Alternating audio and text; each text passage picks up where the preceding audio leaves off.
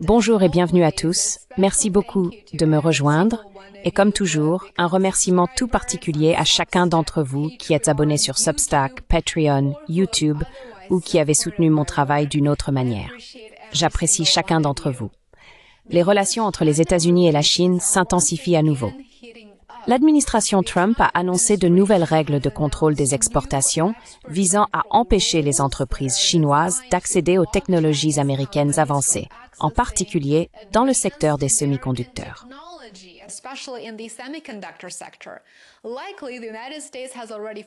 Il est probable que les États-Unis aient déjà oublié qu'ils ont désespérément besoin de minéraux critiques qu'ils importent de Chine et que la Chine pourrait choisir d'en limiter l'exportation en réponse aux nouvelles ambitions de Washington d'attiser la guerre commerciale. Cette semaine, le département du commerce des États-Unis a publié une nouvelle règle. Si une entreprise figure sur la liste des entités américaines, toutes ses filiales sont désormais automatiquement inscrites sur liste noire également.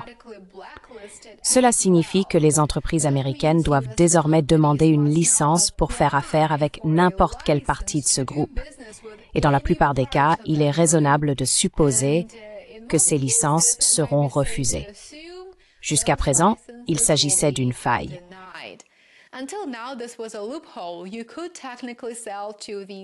Techniquement, il était possible de vendre à une filiale d'une entreprise chinoise sur liste noire, comme Huawei par exemple, si cette filiale n'était pas spécifiquement nommée sur la liste des entités américaines. Cela permettait aux entreprises d'utiliser des sociétés écrans ou des structures de propriété complexes pour contourner les restrictions. Désormais, la porte est fermée. Ce changement peut sembler technique et ennuyeux, mais c'est en réalité une évolution majeure. C'est une nouvelle escalade dans la guerre commerciale entre les États-Unis et la Chine, et je dirais même une escalade importante. Des milliers de filiales seront désormais concernées. Les États-Unis ont effectivement ajusté l'ensemble de leur système d'exportation en procédant à cette simple mise à jour des règles existantes. Et il ne s'agit pas seulement de politique, bien sûr. Il s'agit de pouvoir. C'est bien de cela qu'il s'agit.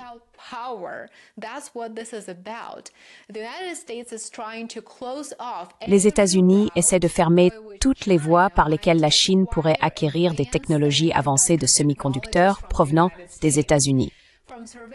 Des systèmes de surveillance au guidage de missiles et tout ce qui se trouve entre les deux, l'inquiétude à Washington est très claire. Il ne faut pas que la technologie américaine alimente la modernisation de la Chine, comme si la Chine n'était pas capable de s'en sortir seule. Mais la plaisanterie pourrait bien se retourner contre Washington si et quand la Chine décide de renforcer à nouveau ses contrôles à l'exportation des terres rares, car elle a déjà tenté de le faire auparavant. Si des négociations ont lieu cet été, Washington pourrait bien devoir faire marche arrière, car elle n'a aucune marge de manœuvre. Elle a besoin d'importer des minéraux critiques de Chine. Il n'est donc peut-être pas si surprenant que Pete Hegseth, le secrétaire à la guerre, ait ordonné des préparatifs en vue d'une possible confrontation militaire, un possible conflit militaire avec la Chine, en augmentant la production de missiles.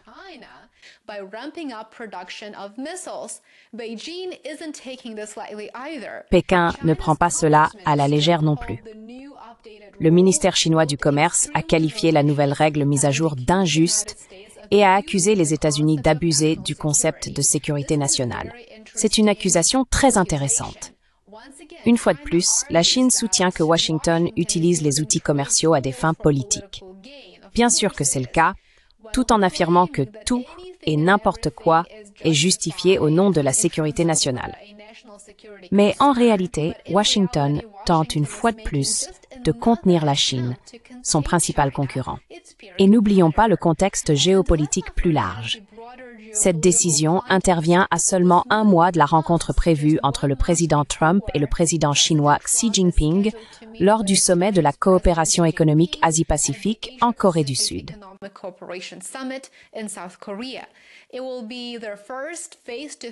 Ce sera leur première rencontre en face à face depuis 2019 et les tensions sont palpables, comme on peut le constater. En fait, les deux dirigeants s'opposent également au sujet de TikTok. Trump a annoncé que lui et Xi étaient parvenus à un accord permettant à TikTok de continuer à opérer aux États-Unis. Selon la législation adoptée l'an dernier, ByteDance, la société mère chinoise, était légalement tenue aux États-Unis de céder l'application pour éviter une interdiction nationale. Alors que Trump a déclaré que ce nouvel accord verrait d'importants investisseurs américains intervenir et que le processus était, je cite, « bien avancé », la version de Pékin est très différente, croyez-le ou non. Les médias d'État chinois n'ont évoqué que des consultations en cours, aucune confirmation, aucun accord final pour l'instant. L'ambassadeur de Chine aux États-Unis que toute solution devrait respecter la législation chinoise et les règles du marché. Le président Trump a approuvé un accord pour une version américaine de TikTok. L'accord réduirait la part de propriété chinoise à 20%. Je tiens à réaffirmer que la position de la Chine sur la question de TikTok est claire. Le gouvernement chinois respecte la volonté des entreprises et les encourage à mener des négociations commerciales sur la base des règles du marché afin de parvenir à une solution équilibrant les intérêts dans le respect des lois et règlements chinois. Nous espérons que les États-Unis offriront un environnement commercial ouvert, équitable et non discriminatoire aux entreprises chinoises investissant aux États-Unis.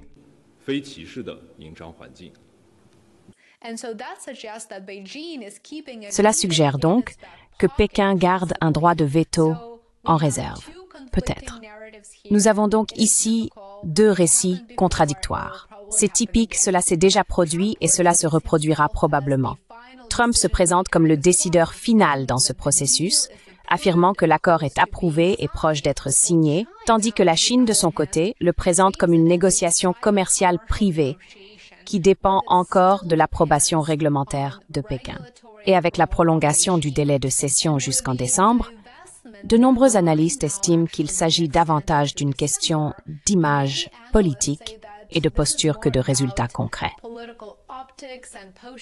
Revenons maintenant au contrôle à l'exportation plus large. Les experts observent de près la rigueur avec laquelle les nouvelles règles seront appliquées. Alors que l'administration Trump sévit contre certaines entreprises, elle gèle également les actions contre d'autres sociétés.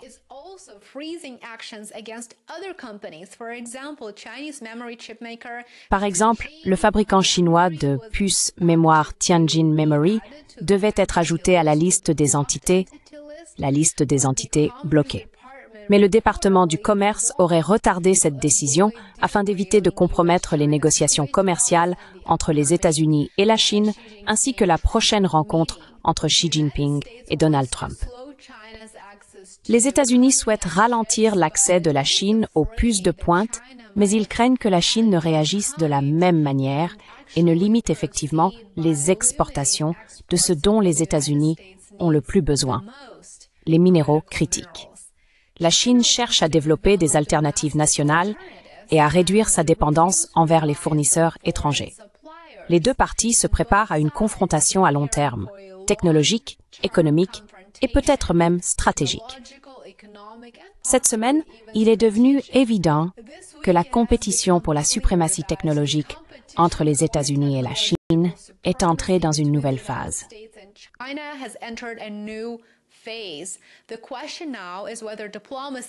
La question est maintenant de savoir si la diplomatie peut suivre le rythme des bouleversements et si ces tensions croissantes peuvent être gérées avant qu'elles ne deviennent incontrôlables.